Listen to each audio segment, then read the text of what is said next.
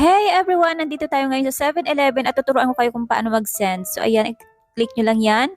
And then yung nasa unahan ulit, i-click nyo lang yan. And then yung sa unahan ulit, i-click nyo ulit. And then itong kulay red, data ay kulay blue yan guys. So ngayon 2025 na. And then yung sa unahan ulit. And then yung next.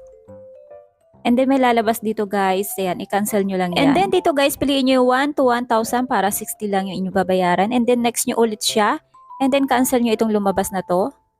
And then dito guys, sender, name nyo ang ilalagay nyo dito, tapos number nyo. Tapos yung sa kabila ay receiver. Ayan, tapos number niya, name at number. Dito sa taas naman, ang ilalagay nyo dito ay yung code ng 7-Eleven.